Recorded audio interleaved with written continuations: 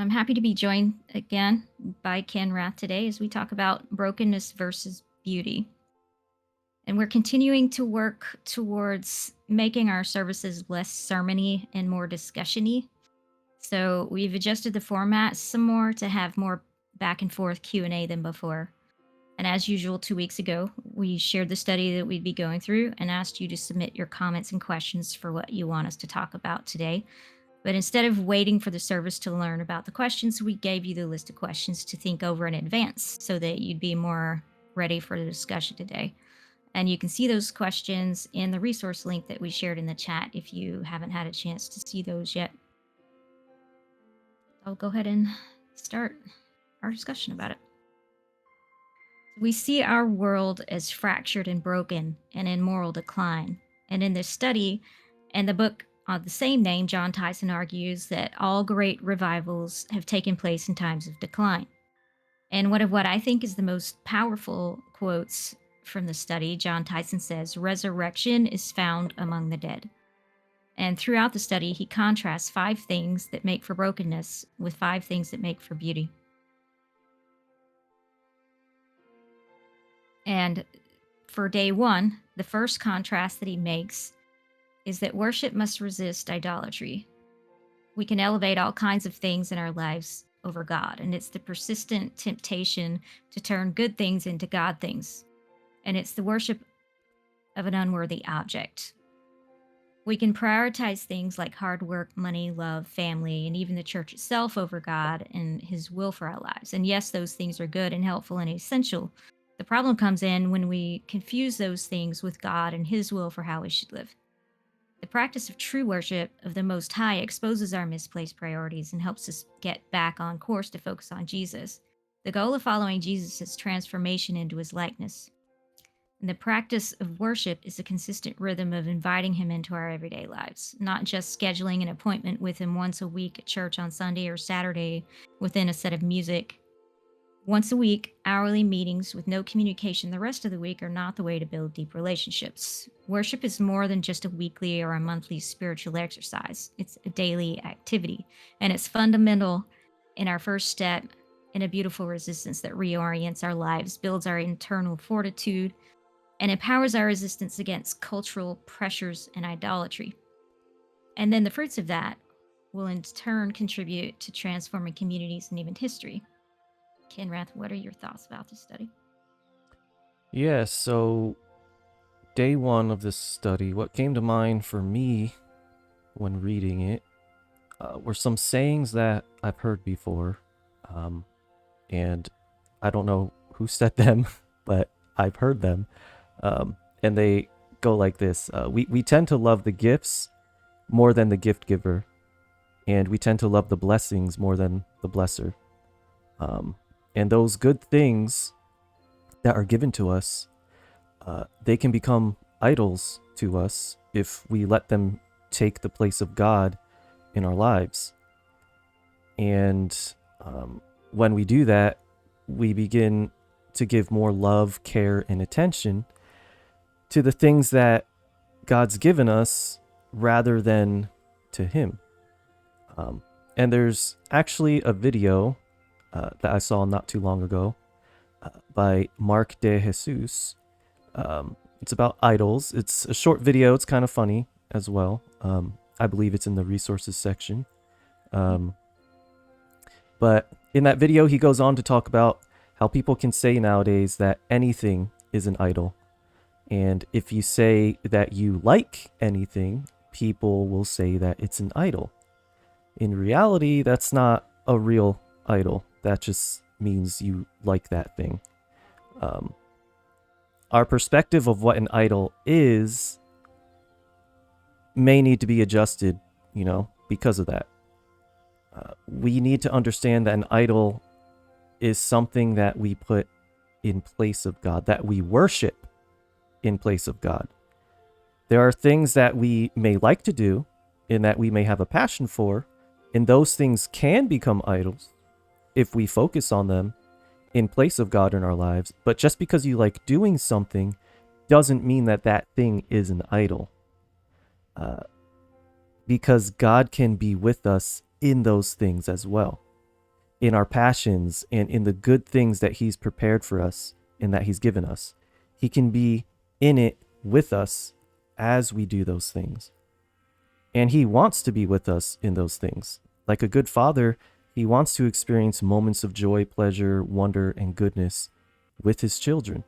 So just because you like doing something doesn't always mean that it's getting in the way of God, because God can still be with you in it. We just have to learn to have that perspective and keep our focus on him. I mentioned before how something can become an idol when it takes the place of God in your life. And we tend to think that God should be before everything, which is true, but only partly, because he should also be in everything as well. When we have an awareness that God is with us in everything that we do, then it will help us to keep our focus on him and worship and praise him in everything, which then leads us away from worshiping idols in his place. Yeah. And another important point that I want to bring up for this entire study is that God calls us to resist societal and personal brokenness, but it but it might not look like what you think. When we think of the broken world and living in resistance, we often think of whatever our pet peeve sin is that we're not struggling with, and then we puff up ourselves, look down on those other people over there, and think, of course I'm resisting. I'm not like those other people over there. And some of us even go so far as to say that we can't wait for Jesus to come back and wipe out all those sinners over there. So sometimes we can turn our own self righteousness and legalism into an idol. Yeah. And we put the law that God created to help us love each other better over the God who created the law and the people he created the law for us to love. And we forget the reason he gave us the law in the first place. Jesus talks about this in Luke 18:9-14. He also told this parable to some who trusted in themselves that they were righteous and regarded others with contempt. Two men went up to the temple to pray, one a Pharisee and the other a tax collector. The Pharisee, standing by himself, was praying thus: God, I thank you that I am not like other people, thieves, rogues, adulterers, or even like this tax collector. I fast twice a week, I give a tenth of all my income.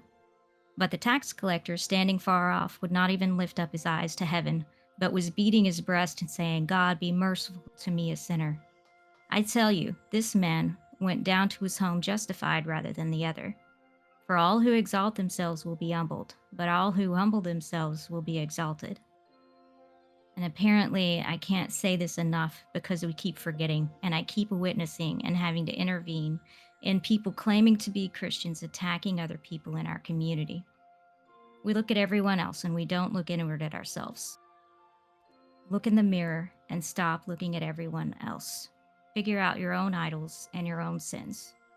King David is a great example for us to study. If we look at his life, we'll see that he was a murderer, an adulterer, a betrayer of trust, and he did much worse things that I won't mention on stream because I don't want to distract everyone from the core message here. And he failed to stand up for the oppressed and the abused, including his own daughter. And yet, God called him a man after his own heart. Why do you think that is? It's obviously not because he did everything right. One of the big reasons is that he always looked inward. He prayed in Psalm 139:23-24. Search me, O God, and know my heart. Test me and know my thoughts. See if there's any wicked way in me and lead me in the way everlasting. He worshiped God with everything he had. You can read it throughout all the Psalms. He remained humble and he sought God first, and that's what we need to do as well. Every time we start looking on someone else with contempt and setting up our own self-righteousness as an idol, we need to remember that. Yeah. And that leads us into the first question that we will ask today is, what ways have you been putting other things before God? And I'll give my answer to that question.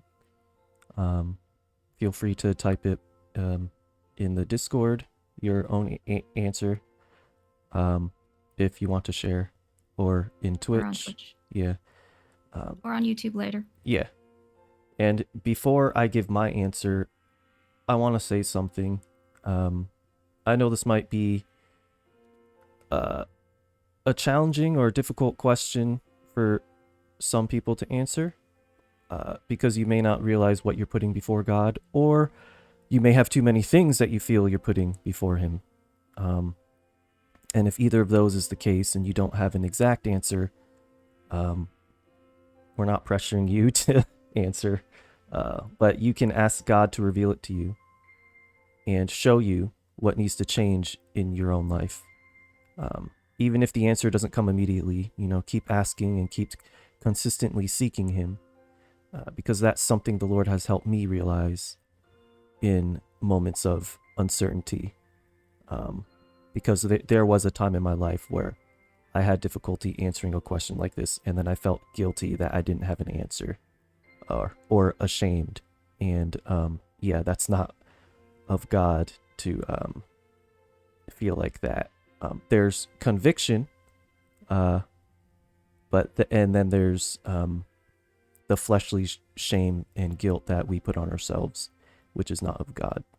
True conviction of the Holy Spirit will lead us to growth and to turn to Him, not to leave us confused and feel bad about ourselves. So I just want to bring up that point real quick.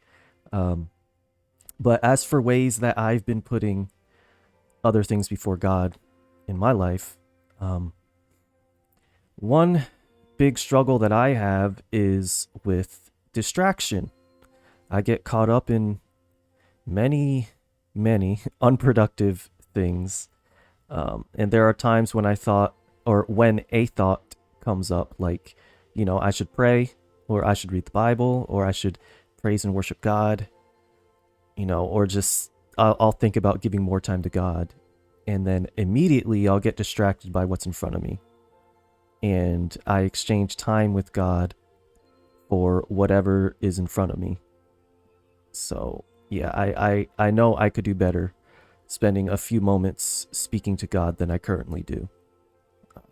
And rather than getting caught up in the mindset of trying to be productive because I don't want to waste time, I procrastinate spending time with God because of that, because I'm trying to be productive. And then I never actually get around to actually spending time with God like I should, because I forget to. And in a way, I've kind of turned that kind of specific behavior into an idol. That productivity mindset has taken more of a priority in my life than spending time with God. And it actually kind of has a reverse effect where I'm trying to be productive, but I'm also, it's the most productive thing I can do is spend time with God. And so I'm trying to do all these things that I deem as productive, but I end up exchanging that time with the most productive thing that I could be doing, if that makes sense. And we actually did a study about this not too long ago called The Ruthless Elimination of Hurry. You can check that out. So, yeah, I'm still learning and processing these changes in my life. I'm not perfect, obviously, but I need to get better at including God in my life when the thought arises, and not just put Him to the side, for later. Yeah. And I'm pretty sure for me, there's a lot more, but the first thing that always comes to mind for me is time. I greatly value my time and what I do with it. I need to make sure that I don't value it more than God and what He wants me to do with my time. And I also value my calling and the work of the ministry that I do, but I need to make sure that I'm not putting that before God. And I need to be willing to shift and change directions if He wants me to, and Mm-hmm. not put this church or anything else above His will. I also value the knowledge that I require. I can't speak. The knowledge that I acquire through in depth Bible study. But I need to remember to ask God what He wants me to see instead of just consuming knowledge. And I need to remember to ask if there's a way He wants me to act on something, or is there something that He wants me to do based on what I've learned instead of just feeling good about myself and better than other people because I know more than them. Because then I risk becoming a Pharisee, and Jesus had some very strong words for them. Yeah. Check the comments. We have a So comment. the question. Mhm. We have a comment in Twitch Yeah, I as see. well. Yeah. The question was, what ways have you been putting other things before God? I don't see any comments about content before that. So, one comment is, I have been putting my need for companionship and intimacy with others before God. I've compromised in this area so much, but I'm trying to turn this big ship around to right it.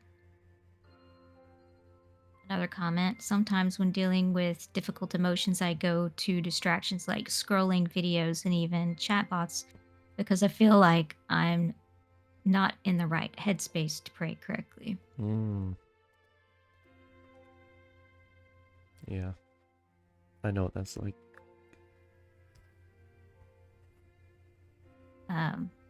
Yeah, it's kind of what you just said. I want to switch over to the Twitch one. Welcome for your first time chat. Thanks. Welcome. Um, I guess through anxiety and stress, it causes me to stop focusing on God. Yeah, Yeah. that can be easy for all of us to do. Do you want to read the next one? It's a long one, but yeah. I hope it's long. Someone said, career and romance can often become a higher priority for me than God, as if career will somehow fulfill me or romance will complete me. While idle hands are not good and man should not be alone, it should be God overall. I am so worried about my comfortability, and if I'm making money, I have not put my trust in Him that even if I lose it all, I should be content because I have Him. To be honest, if I lost it all, I doubt I would be like Job and Paul. I pray that I would be, but I probably wouldn't.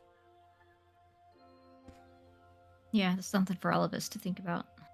What would we be like if we did lose it all? Yeah. There have been a few times where I have lost everything, and I was not Job. But I didn't give up on God. I didn't curse him and die like Job's wife said to do. Yeah. I stuck it out, and I stuck it out with him. I think it's a He very got me through it. it's I'm not going to say it's impossible to be like Job, but it's a very that's a very rare trait, a very rare type of person. It requires building relationship with him. Yeah.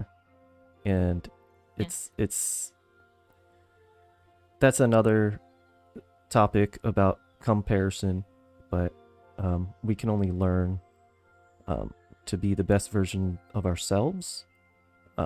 So don't you may not be like Job, and you may not be like Paul, but you will be you. And you want to be the person God created you to be. You don't want to disregard that. That doesn't make you any less. It doesn't make God love you any less. Yeah, so. Next one, I think I also tend to be pretty distracted, whether it's pursuing God or pursuing the things He may be encouraging me to do. I tend to find myself doing anything else. Yeah. Yeah, you're not alone. Distraction is a big one, yeah. Yeah. It's a big one with pretty much everyone these days. Mm-hmm. Another one, I mentioned this some weeks ago, which shows it remains a struggle, but those things I worry about, while they might be important, I'll take them and think, how can I tackle these, or how can I distract myself from this worry rather than thinking of God first? Yeah. Mm-hmm. And someone else said, I'm still meditating on this, but the easiest answer for me is that I've been putting my comfort before God, choosing to put off Bible reading, prayer, quiet time with God, to eat, walk the dogs, finish projects, etc. The funny thing about that, though, is there's no reason you can't spend that time with him while you're doing Mm-hmm. those things. Yeah. That's kind of why I said what I said. We have to have that shift in Yeah. perspective. Yeah. Mm-hmm. Yeah. Because He wants to go on the walk with the dogs with you. yeah, he loves your dogs too. Yeah. And actually, he's actually given me, it's like, not verbally, of course, but Mm-hmm. trying to repair something in my house, and I'll get this that I've never fixed before, and I'll get this, and I'll be complaining to God because He's with me, Yeah. and He'll say, "Do this," and then I'll do it, and it works.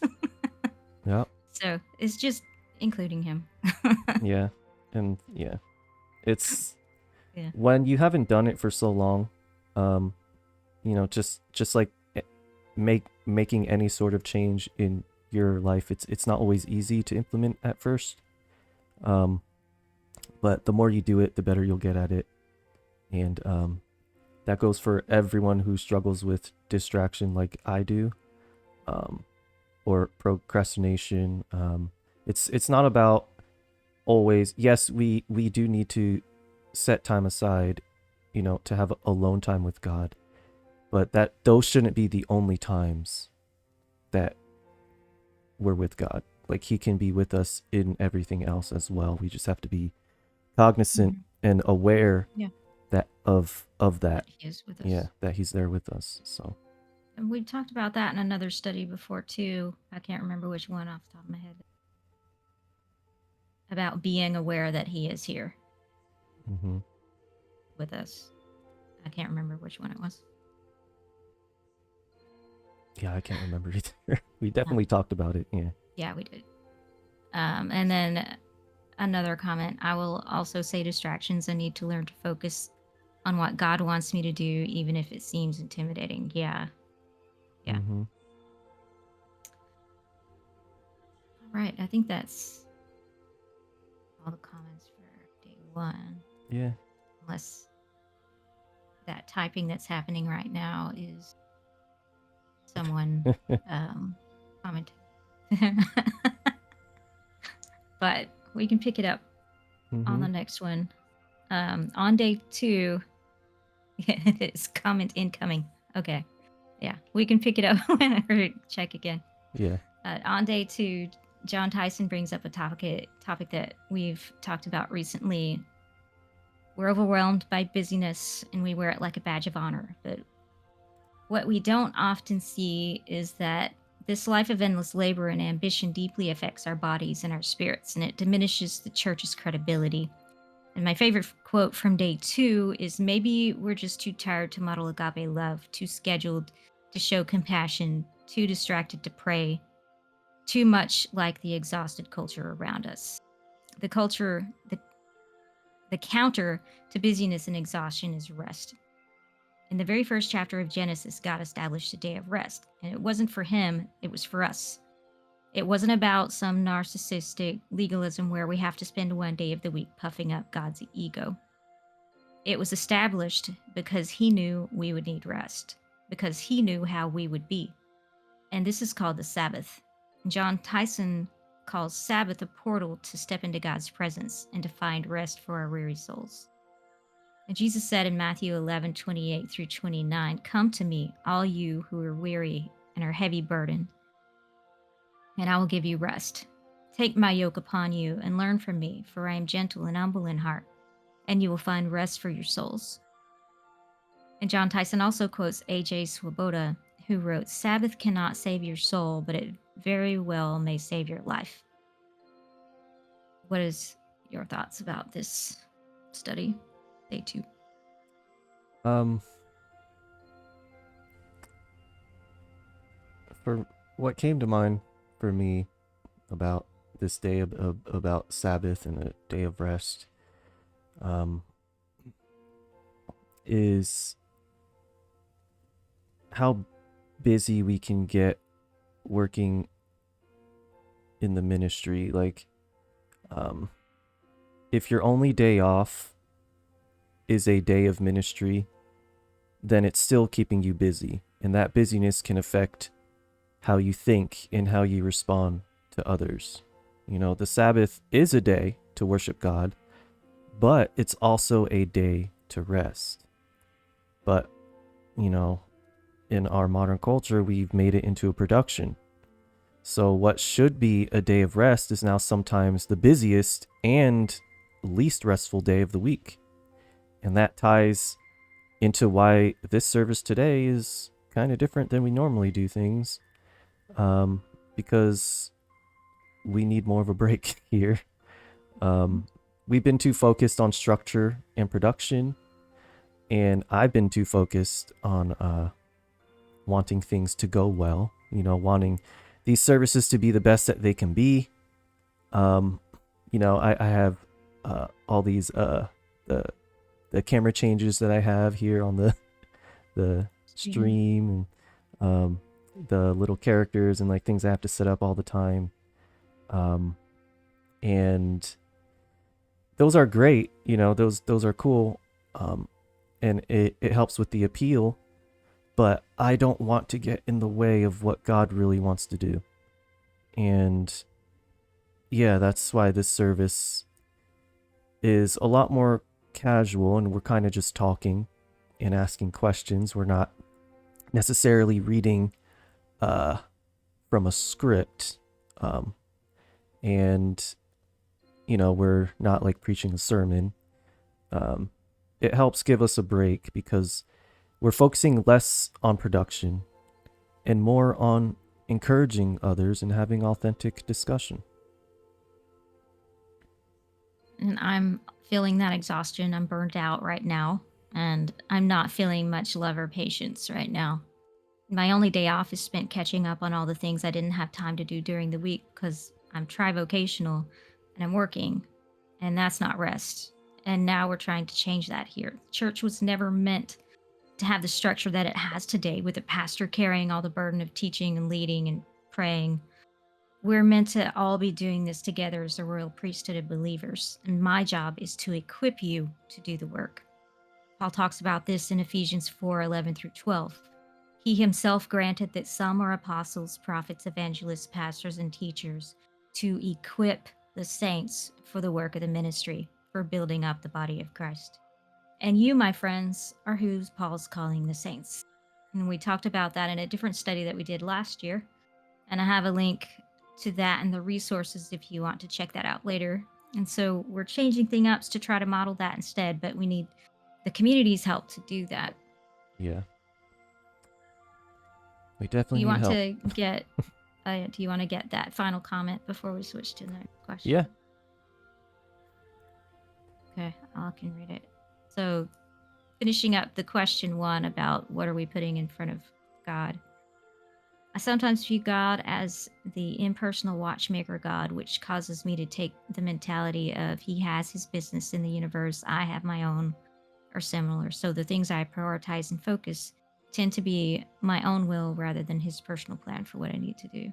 Yeah. Yeah. Again, perspective. It all comes down to perspective. Yeah. I completely understand that. Yeah. And I can go on from there to the second question that we have. Question number 2. Have you been making Sabbath rest a consistent part of your weekly rhythm? And if not, how can you start?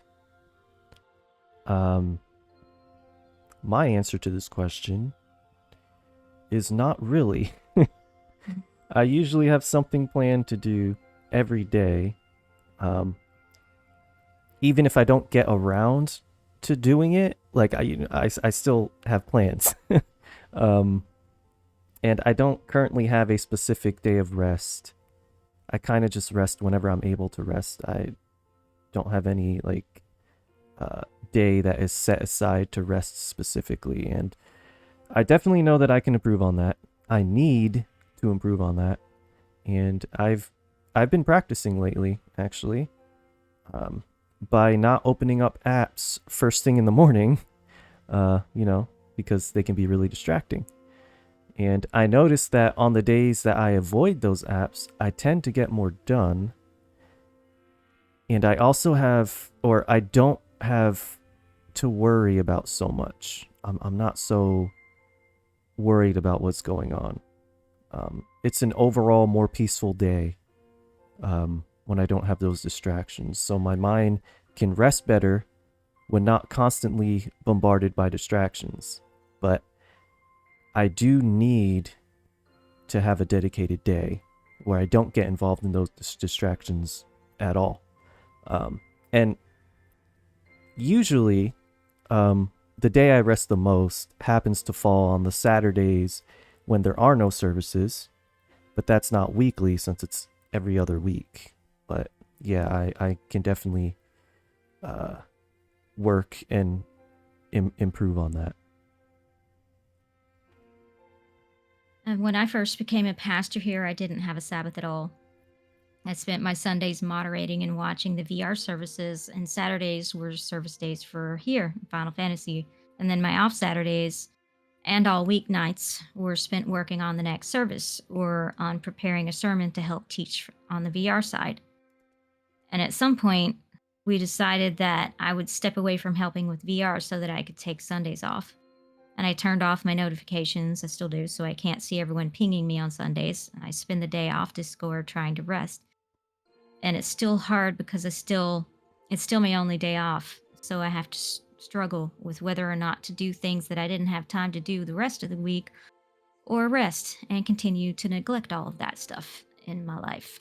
But again, we're trying to change that now so that some of my Saturdays can be free. And so I can take care of my own life and stop neglecting it. Mm-hmm. Let's check the comments. So the question was, have you been making Sabbath rest a consistent part of your weekly rhythm? If not, how can you start? One person says, I used to, but not anymore. I want to change this and learn to rest in mind, spirit, and body. Yeah, because like right now, I'm feeling it in my chest. I was saying that earlier. I have asthma. And so I feel it in my asthma and in my heart beating rapidly. I need rest. It is a matter of life and death that we rest.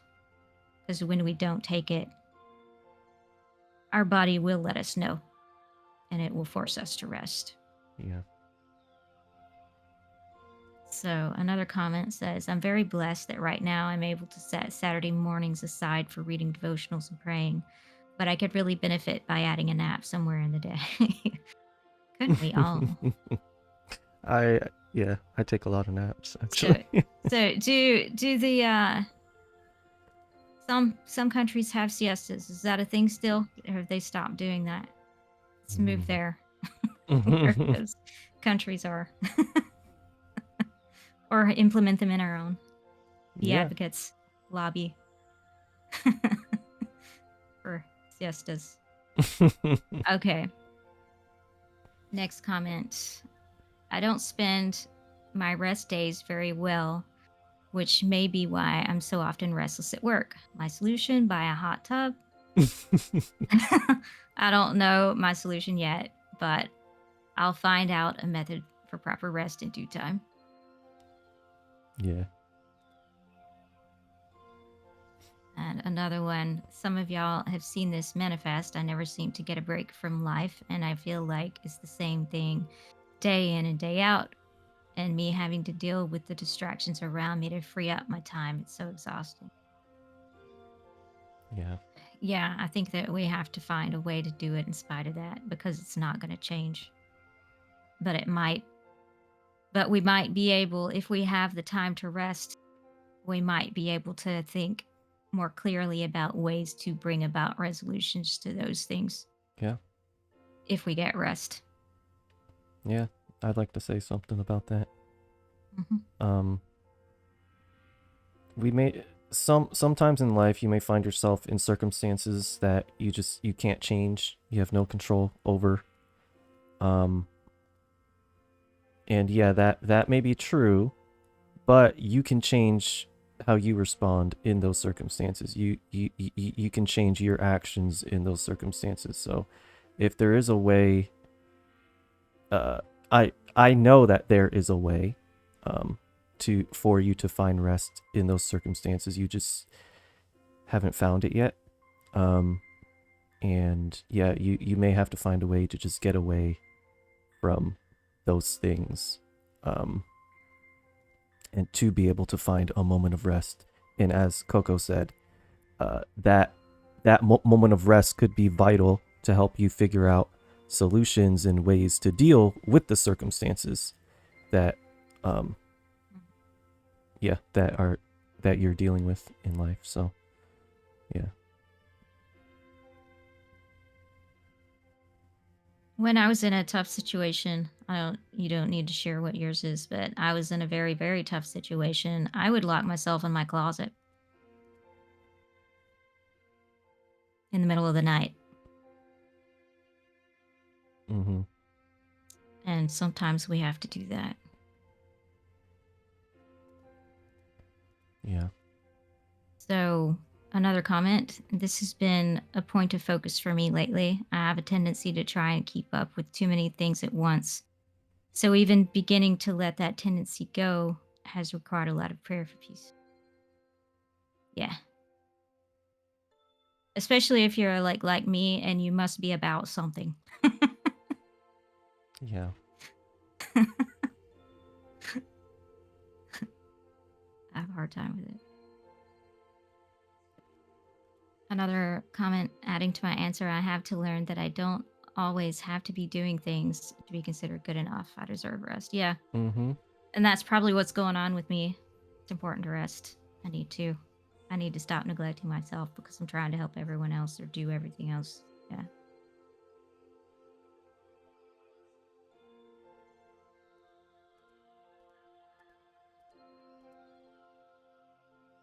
Another comment is could definitely do better with sticking to Sabbath. My big problem is not sticking to a sleep schedule. Makes me end up using my rest days to catch up on missed sleep, which just makes me feel like I didn't have a full rest day. Yeah.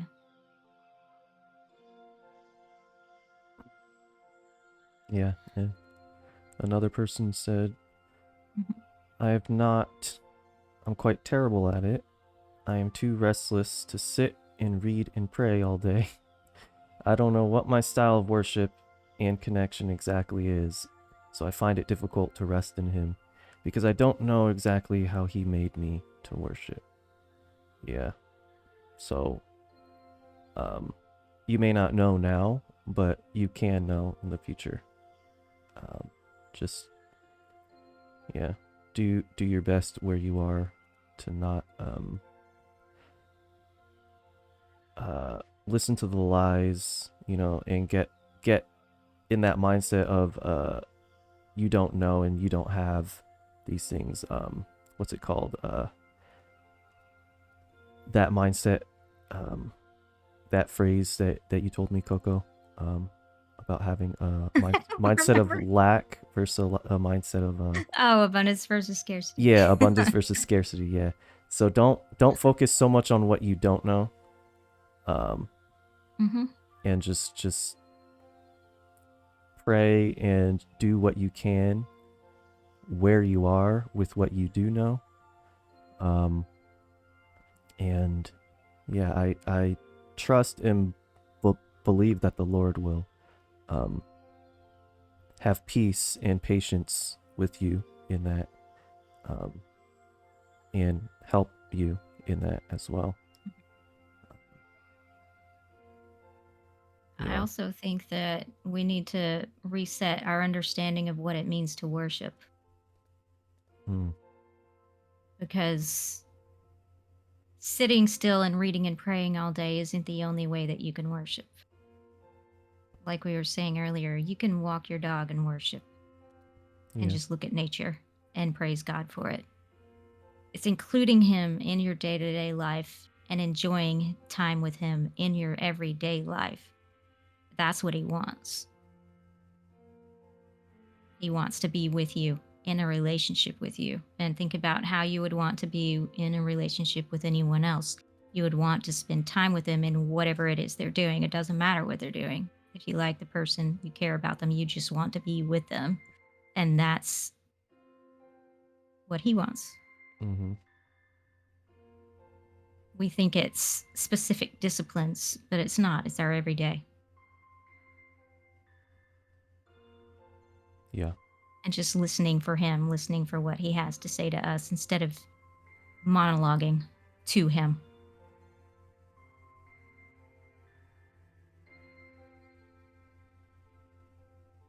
Another comment is the closet space actually helps to stop overstimulation. Yeah, so if you do, that might be also a thing for like anxiety and stuff. I would just go in the closet, lights off.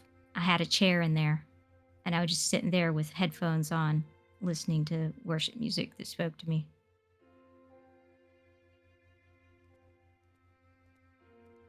And that helped me quite a bit. And another comment is I try to consistently rest, but not the same day every week. Yeah. Usually one of the weekend days, or I'll try to take a day off if it's been too long. It's really easy to get burnout in my line of work. So I felt pretty convicted and needed to change a while ago. I don't put pressure on myself what that day should look like. I try to just take it easy and spend some intentional time with God. Usually a lot of catching up on sleep, walks outside, playing piano, worshiping on my own, and definitely no chores unless it tasks aloud. Wow. I usually feel a lot lighter after. Yeah, so just do that. Y'all do that. Yeah. I didn't know you played the piano. That's cool. I knew about worship, but I didn't know about piano. Nice. Yeah. Somebody suggests reading out loud the Psalms. That does help. Yeah, I've done that before. Somebody goes for a ride while praying and singing. Singing or signing? It's the only time he has alone. Well, I mean, it could be something that I don't know what it is. It says pray. Singing, right? They said their friend goes for a drive while praying and singing, Singing. Okay, not it is singing. signing. Okay. Well, Signing while I didn't driving. know. It could have been something. Yeah. There's a little typo. Okay.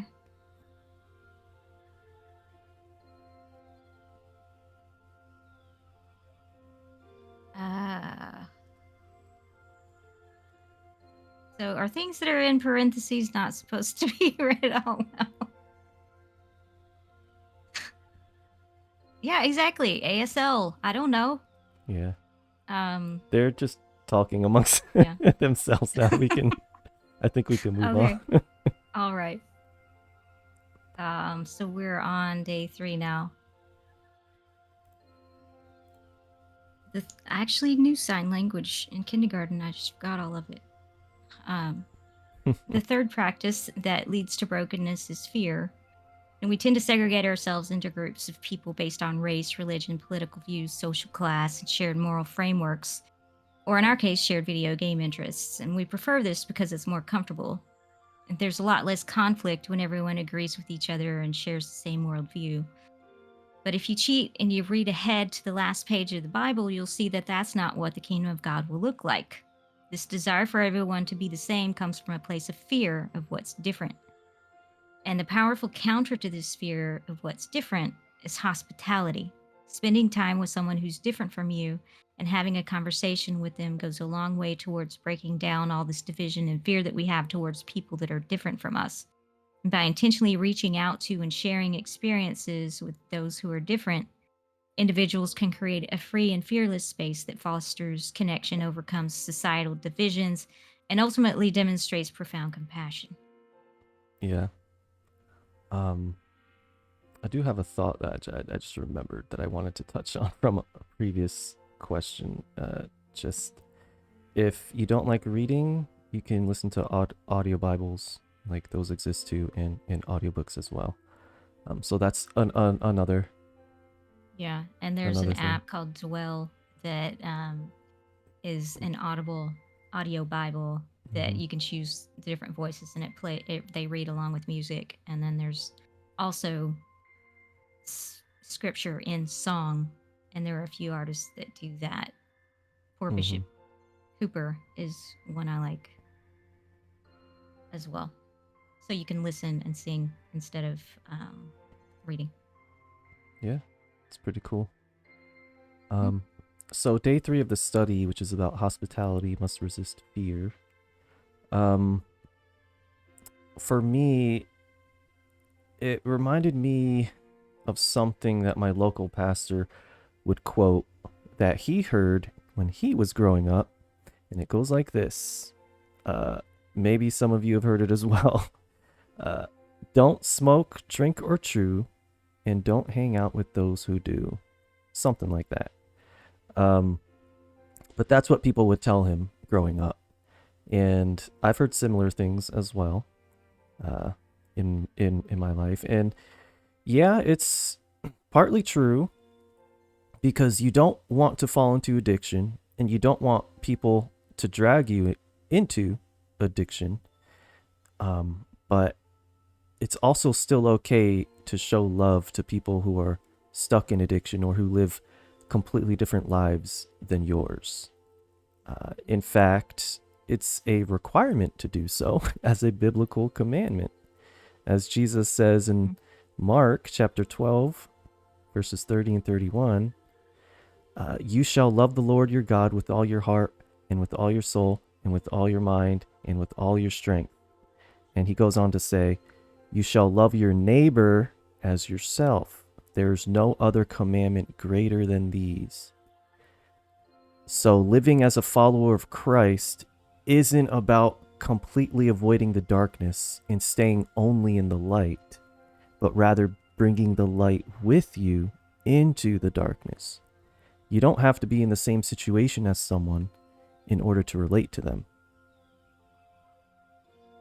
Yeah. And speaking of quotes, there's this quote that I grew up with and that people still say today: love the sinner, hate the sin. And this is meant to be a righteous statement, but it usually comes from a place of self righteousness where we puff ourselves up and look down on someone else. And again, we need to remember that we all fall short of God's standard of love, not just those other people over there doing that thing that we don't struggle with. When we take the time to get to know people and take the time to understand their journey and where they're coming from instead of trying to fix them or condemn them, we can use that to self evaluate and see where we're falling short in our own lives. And that's why I keep saying to look in the mirror, evaluate your own life and what's going on in your own heart.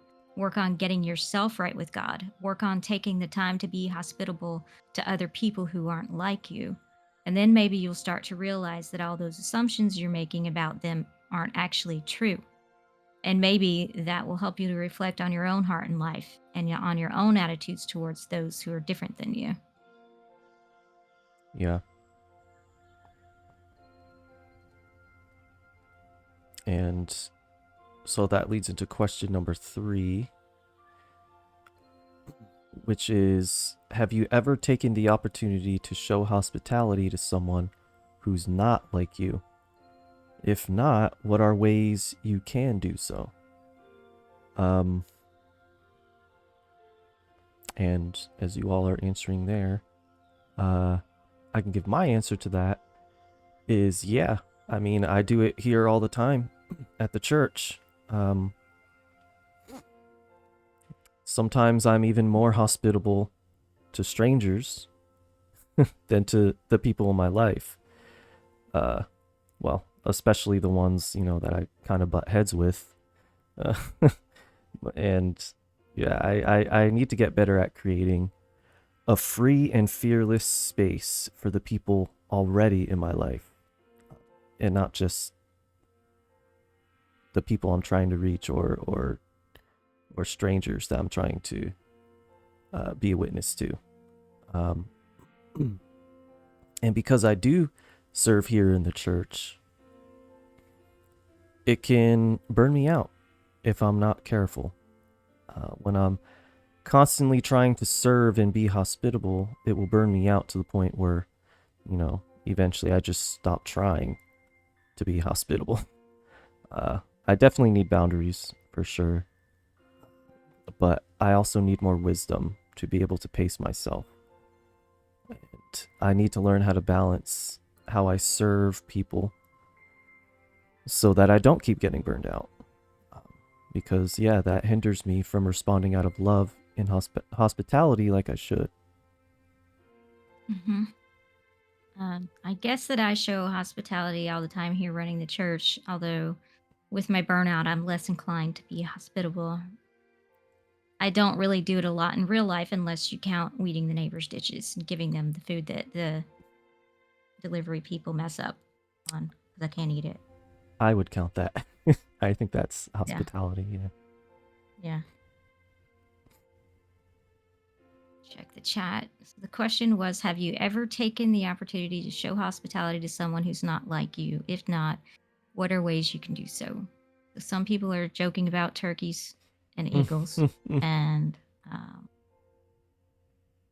one answer is I tend to be a bit avoidant of people at my job, not all the time, but most of the time. I think an easy way to start to fix this would be maybe bringing in snacks for others and at least saying good Ooh. morning instead of trying to get my desk as fast as possible. Yes, it is a good way to make friends with people is to bring them food. Yes.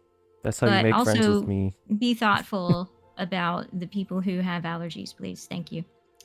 True. Um, Yeah. Another comment. Yep.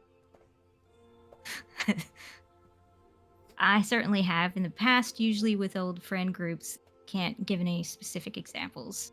Yeah. Reaching out and encouraging or helping others needs to be done with a godly mindset. Yep. To be most effective.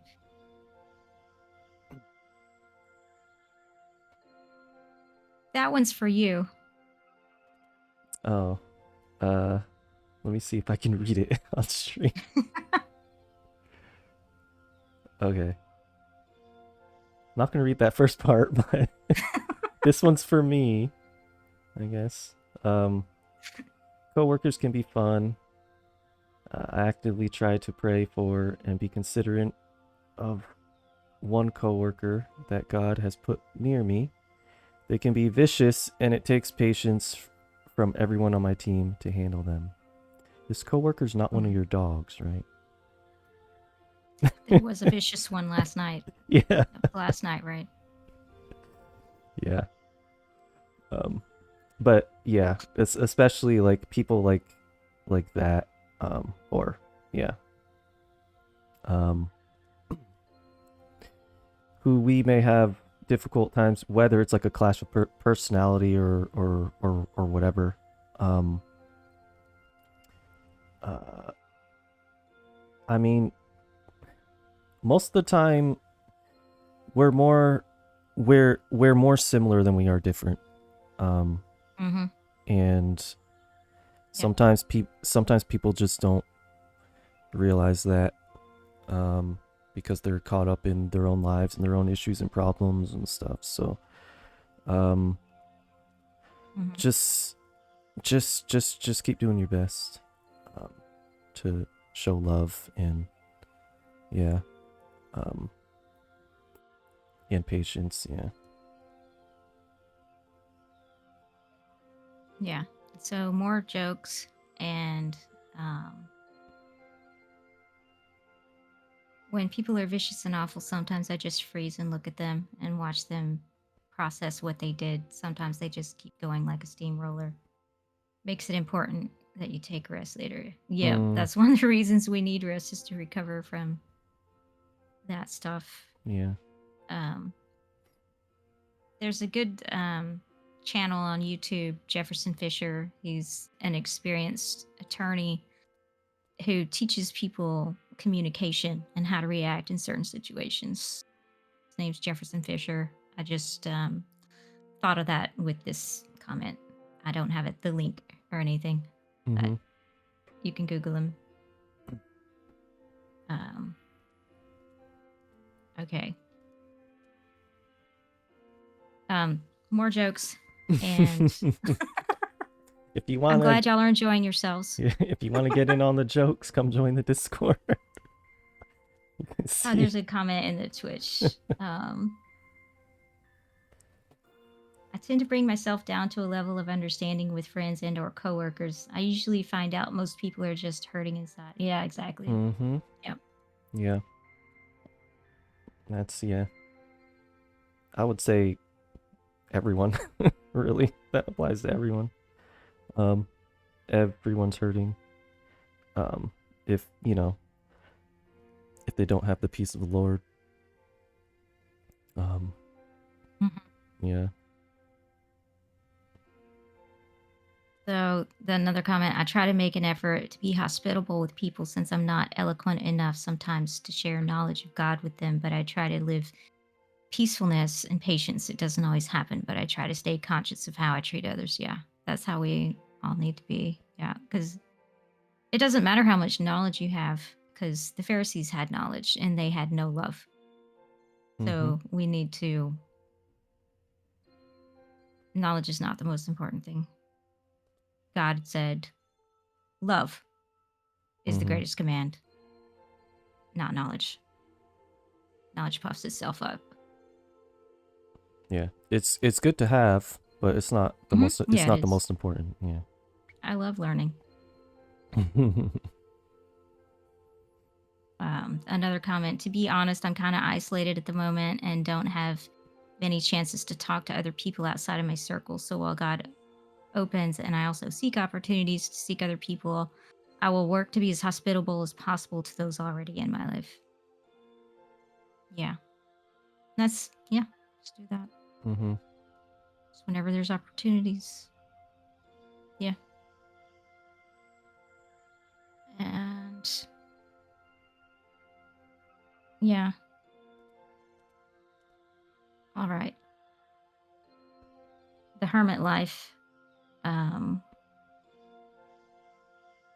is a tempting one. Okay. Let's go on to, so the political disagreements. We have to get over that. Seriously. We all do. There's, Yeah. as like it said in this one, is if you get past the thing that is different about the person and just take the time to um, just get to know the human being, that will make a huge difference. It will make a huge difference. That's where the hospitality comes in. Is to just be hospitable. Um, and another comment, I think I have, but I'm more introverted in nature, so reaching out to strangers is usually through offering food I've made. Yeah, people like food. Listening ear or inviting someone to some activity. We gave some fruit to a new neighbor. We saw having a barbecue. That's nice. Yeah. And you were nervous. Yeah, I would be nervous. But then they baked bread and brought it over. How nice. Yeah. That's awesome. Yeah.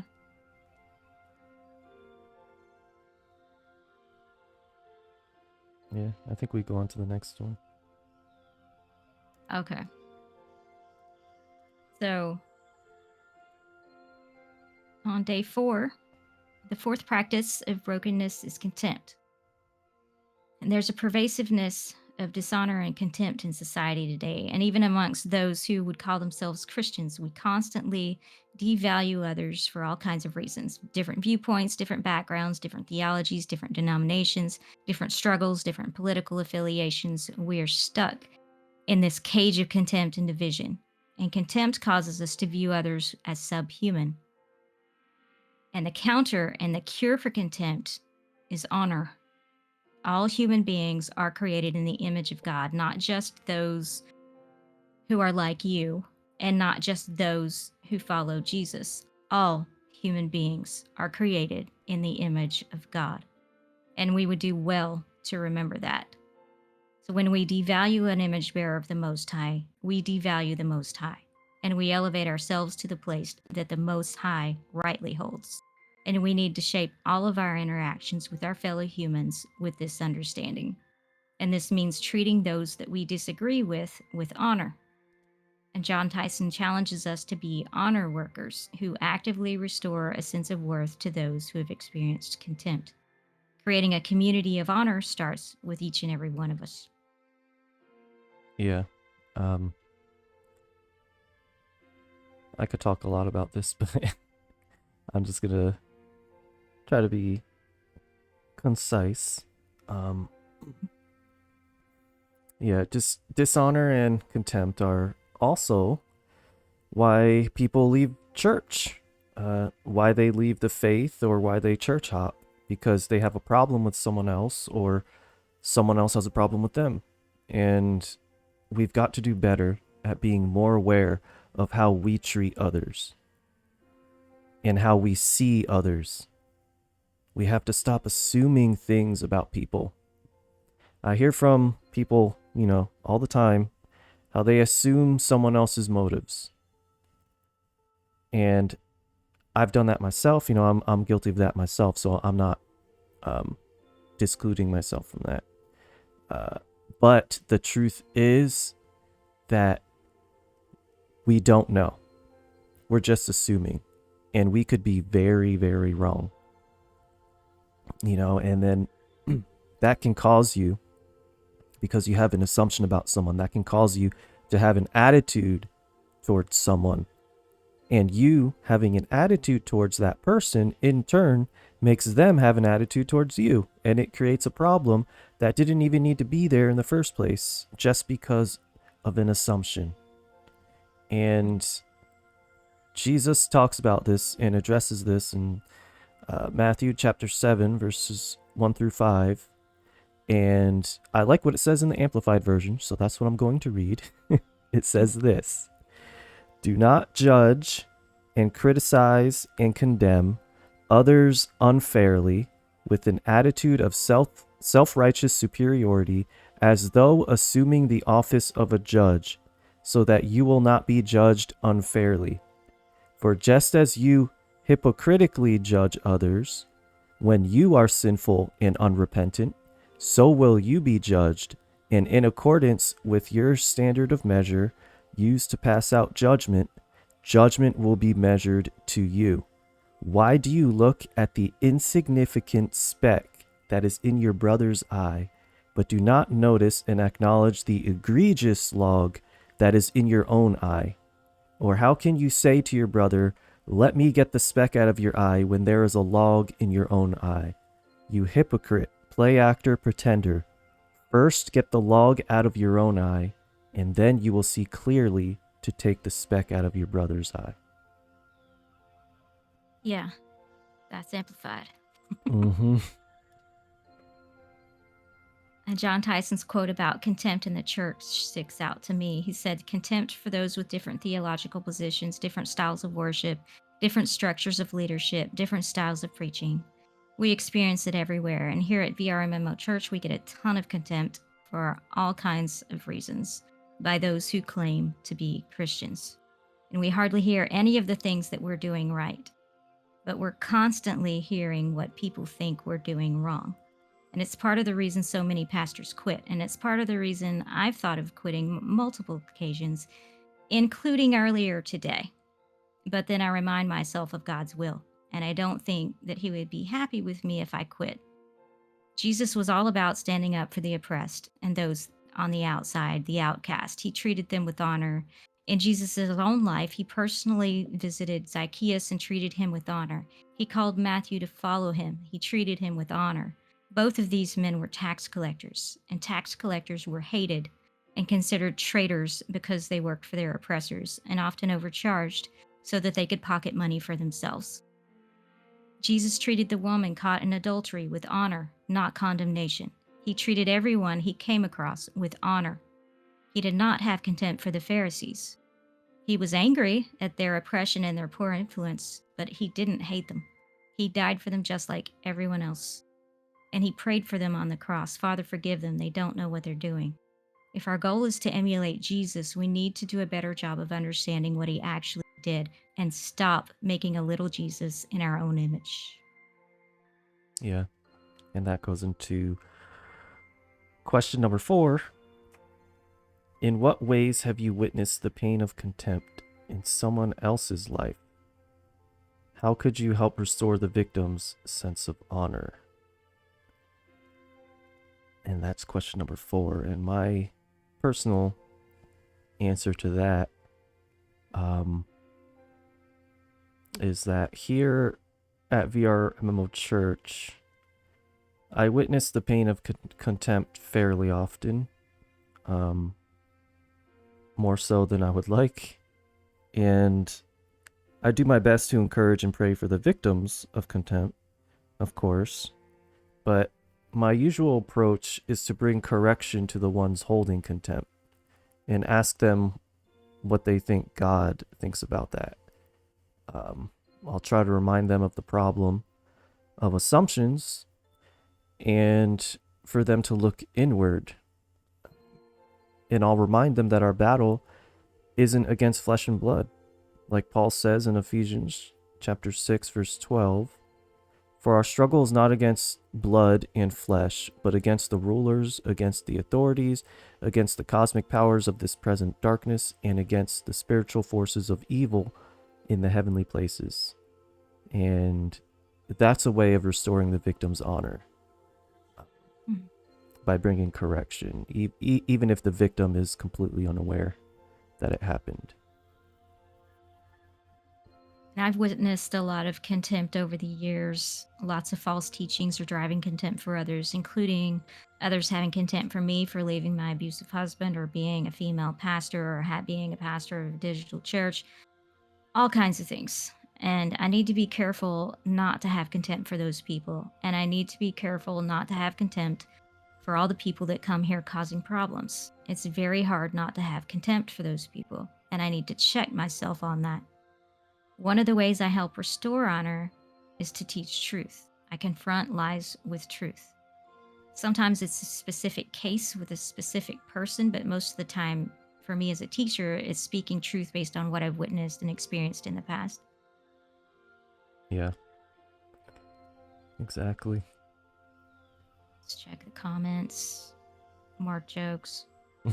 So imagine knowing about someone, but don't actually know them because we don't speak to them, and we do that with God. Yeah. And another comment, a lot of atheists are made because of church hurt. That is exactly right. And then they blame God because of the actions of humans. That's exactly right. BibleBot's not working again. Okay. Uh-oh. It worked for somebody else. Okay. Galatians 6:1. So, brethren, if a man is overtaken in any trespass, you who are spiritual, restore such one in spirit of gentleness, considering yourself, lest you also be tempted. Yeah, we have to check ourselves with all humility and gentleness, with patience, bearing with one another in love. Ephesians 4:2. Yeah. Somebody's just throwing a bunch of Bible verses in.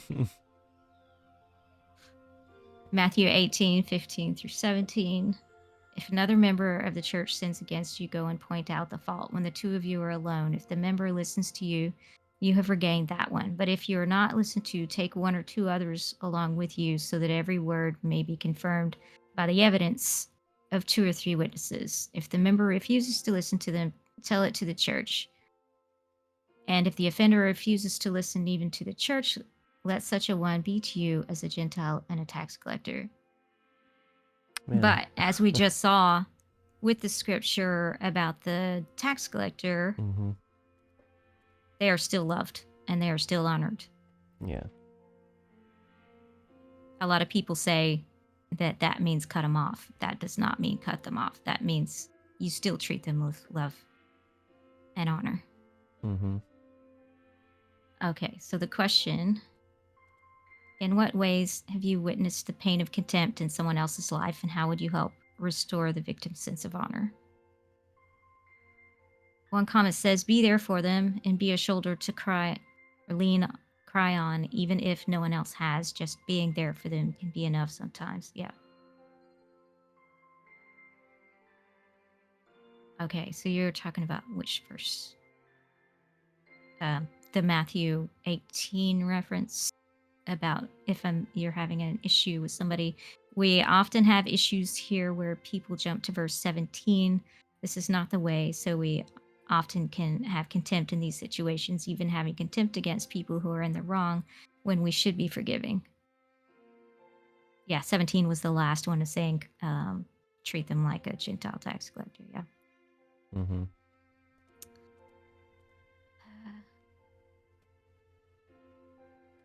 I'm trying to decide if I need to read this one out loud or not. So there's a personal situation that where it's very, very hard. Yeah. Yeah, it's very hard. Yeah. We can talk about that offline, or you can talk with Kenrath offline. Another comment: being available, willing to listen, it can make a difference. Also, sharing gentle encouragement, reminding them of the love of God and how He really is. Yeah. And another comment: I think usually when someone sticks out as different enough, I'm thinking of a common thread from different churches I've been part of over the years. They can experience contempt, whether it's an odd opinion or appearance. Sometimes just being the person who sticks up for them and consistently shows kindness and love to them can help restore their sense of honor. Yeah, Oh yeah. that's good. That's very true. That's good. I've Yeah. known people Mm-hmm. in different churches I've been a part of in my life. You know, they have people who have different like mental issues or like a physical issue or disability, and they're just, you can tell the way they're treated. They're just people don't treat them well as well as they should, especially in church. And yeah, so I definitely agree with that. We need to have a better perspective on that. Yeah. It's hard because strangers scary, Yeah. but yeah, we need to try. Yeah. There's one thing that you kind of already said it, Coco, but how we need to not try to judge the judges. I have a hard Yeah, time with that. me too. So I think more people, like there's a lot of people, if not everyone, has experienced that before. Yeah. Yeah, because it's a human thing to do. Yeah. Yeah. And that's what Jesus is saying not to do. Yeah. Mm-hmm. Yeah. Or rather, it's a fleshly thing to do. Yeah. Yeah.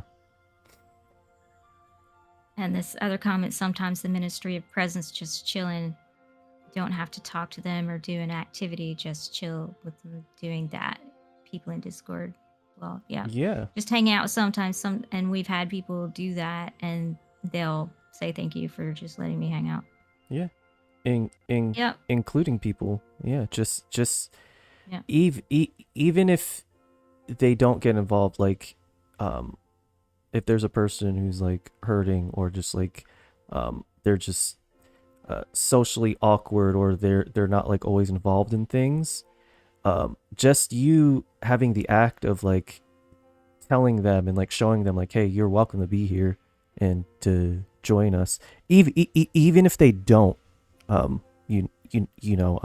participate, like that can have a chain reaction that eventually leads them to change their perspective and help encourage them. And because that's what I've experienced in life. I was kind of a awkward kid at times, and I was a loner for a big chunk of my life.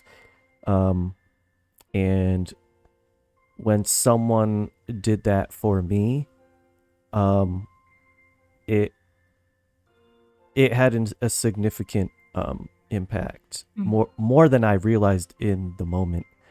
And because not many people did that, they didn't even like care. It's like, oh, you know, that guy doesn't want to be involved, so we're not going to bother him. But I kind of, you know, I wanted to be acknowledged, and like just acknowledging someone,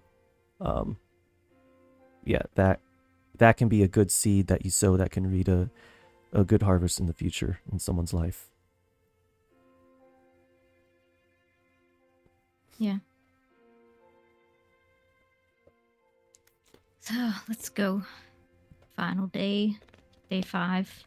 And the final practice of brokenness is cynicism.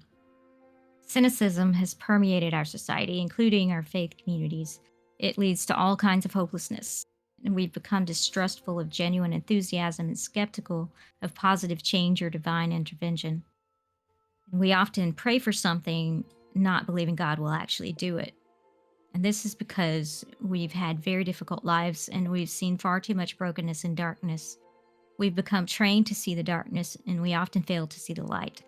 The deliberate resistance to cynicism is celebration, actively celebrating God's goodness and presence. And this encourages a shift in perspective. We need to actively look for the light, actively acknowledge the good things He's working, even when we can't fully see them. We choose to celebrate. And this is how we actively bring hope and light into the world. What are your thoughts on that? Well, yeah, cynicism, it skews our perspective of the world and people around us. It affects how we treat people and how we see things externally. But my personal experience with cynicism is mostly centered internally, and maybe some of you can relate, as introverts, I guess. But instead of me being cynical about the world around me, I'm cynical about me being in the world. I process things through the lens of inferiority and comparison. Not feeling good enough, not feeling worthy to speak up, not feeling worthy to voice my opinion, not feeling valued. And I would see everyone else in a better light than me. And, overall, I do think I'm a fairly optimistic person when it comes to others, and the Lord's given me the gift of exhortation in encouraging others, but when it comes to myself and the cynicism that I experience, it's not so focused on what is happening in the world or what's happening around me, but more so on what's happening inside of me and my own mind and personal space. And the Lord has been working on me in that area. And He's since delivered me from a lot of that and changed my perspective on life. And yeah, I know He's not done yet. And that actually makes me think of a quote that my mom would tell me from Joyce Meyer. That's really stuck with me throughout my life. And it goes like this: I may not be where I want to be, but thank God I'm not where I used to be. And I think on those words every day. And the Lord is helping me to learn to celebrate myself as well as celebrating others. And I'm definitely guilty of cynicism myself. I'll see a new or recently returned believer and I'll see their excitement and I'll wonder how long it's going to last. And I'll also see new people come here and be excited by this different kind of church. And I'll wonder what the thing is that they're going to become offended by with us. And I wonder how long before they freak out, start attacking people, and leave. And that actually just happened this week, which just reinforces the cynicism. And I need to remind myself that there are a lot of people that have stayed. And even when they do get offended, there are people here who are able to have discussions and work out understandings, or were able to agree to disagree on the non essentials, all agreeing to be united under the banner of Christ, who matters far more than legalism. And I need to stay in that hope and remind myself of the good things that have happened here and the life transformation that I've seen here. Yeah, and that goes into question 5, which is the last question for today. In what ways does cynicism skew your worldview? And where do you see God's goodness at work in spite of that? And I kind of answered that already. For how my cynicism is more focused towards myself. But on the flip side, the Lord has changed my perspective on a lot of things in life, and I'm able to see His goodness at work in my life more than, you know, ever before, really. Uh, Finding and being a part of this community is one of the amazing things that he's done. Um, and at one of the times of my life where I needed guidance the most, he brought me here. And in that process, he has changed my perspective and helped refine my heart. And he still is. And now I wake up grateful every single day and give him thanks every single day for my life and every opportunity that he's given me and all the things he's provided for me and just everything that he's done, everything that he's still doing, and all that I have yet to see. Yeah. So you don't wake up every morning saying, "Oh crap, it's morning." That's not No. normal for people. Does anyone else do that? Because I kind of already answered that question too. I think that one of the ways it's been working is that he's been providing above and beyond my expectations. I've already told y'all some of those stories. And he's been sending encouragement to me, and he's been sending resources to help me heal and grow. And I need to remind myself of those things more often and keep praying that he sends more workers and more encouragement and more provision, and remind myself that he will. Mm-hmm. So let's check comments. Somebody said, I think cynicism often develops in our valley times in life because we just had a mountaintop experience with God, but then we move into the world of the mundane where it's harder to see God in really bad situations. And all you want to do is be on the mountaintop again. Yeah. Yeah. Yep.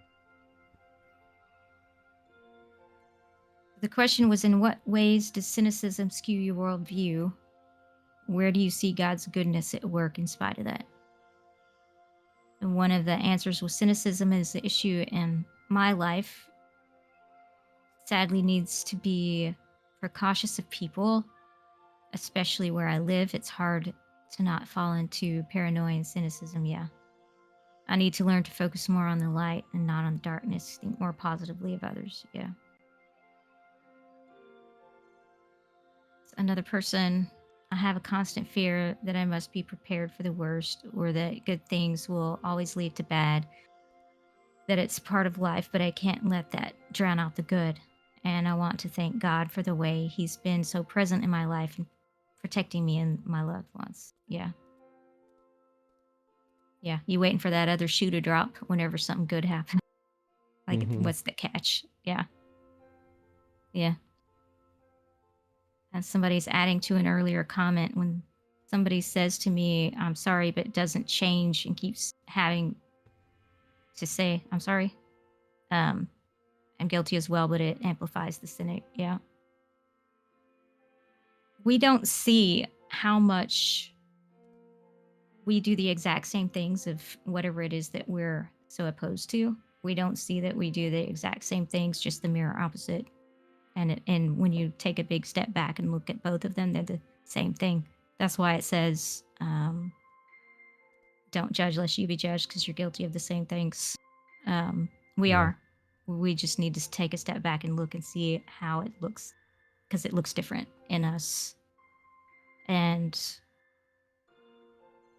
we need to, yeah, it requires us to self-examine and to realize, yeah, we are guilty of this as well. We've done this as well. Whatever it is we're cynical about, we've done it as well. And my mouse just died, even though it's plugged in. Uh-oh. Um, so, something wrong with my. You'll take over reading the comments. Thank you. I fixed my mouse. Okay. Let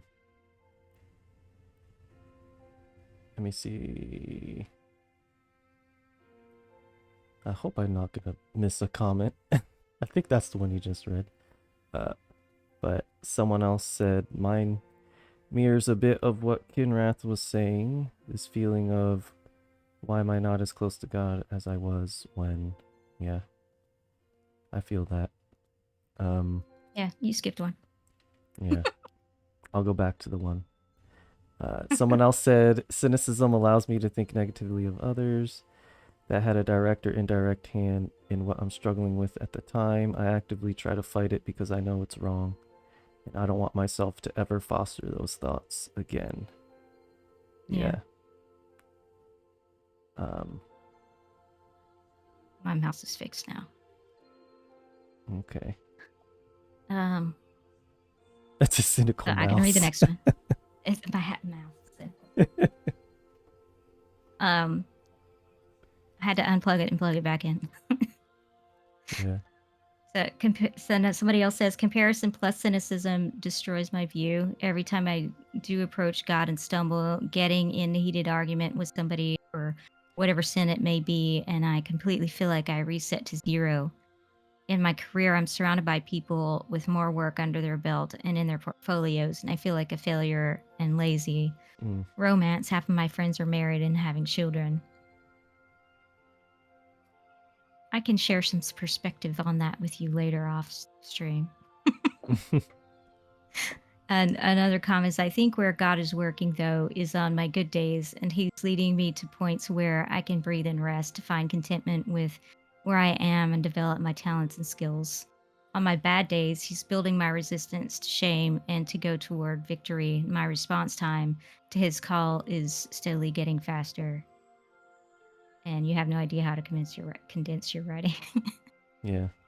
So, okay, I'll go ahead and comment. So, you have to get back and get perspective when you're comparing yourself to the people around you, because the people around you most likely have been working at least twice as long. And at least for the career side, it's like people will compare themselves to me. And I've been doing this for over 25 years. Why are you comparing yourself to me when you're just getting started? It's the same thing. It's like I started somewhere, and all these other people started somewhere. They were all where you are now. And so maybe part of that fighting that cynicism is combining all these other practices of, okay, let's share some food and get to know each other or whatever. And maybe get them to start mentoring you and so forth. If that's the area that you want to continue working in.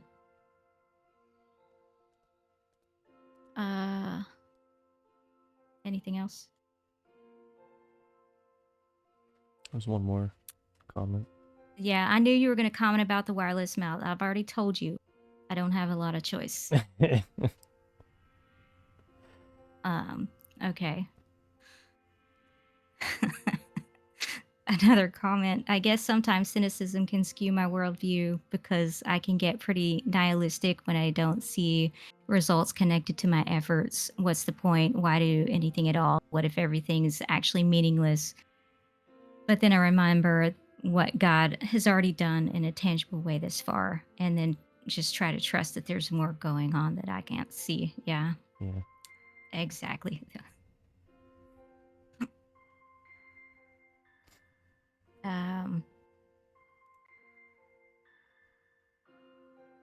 So somebody's responding to the first the comment I just read. When I feel that, sometimes I just remind myself of everything God has done and process it through a lens of gratitude.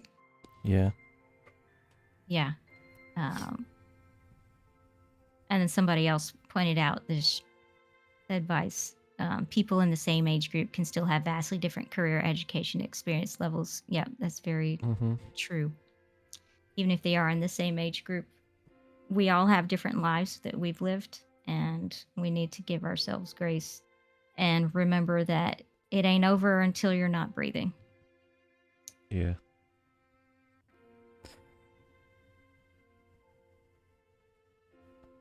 Okay, I think that's it then. Yeah. I do want to say thank you, everyone, for your answers. It's really good responses and yeah, this discussion and points that you've all made. And yeah, just want to make sure that you are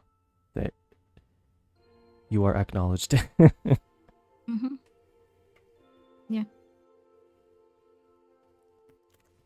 And next time will be a community-led service again. So y'all figure out what you're doing, talk Yay. amongst each other, and let us know what you're doing. And check out that Bible app resources link. I've got a link to the study that we did. I've got some scripture references and some more self-reflection questions in there, and Mm-hmm. links to learn more about the various topics that we discussed today.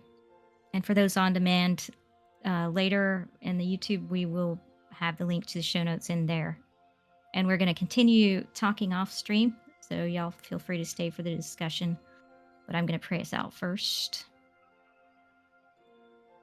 Father, again, thank you for this time that we were able to spend and share and get to know you better. Please help us to not forget what we've learned, but help us to remember it throughout our weeks and throughout our lives, and not just let it go out of our thoughts.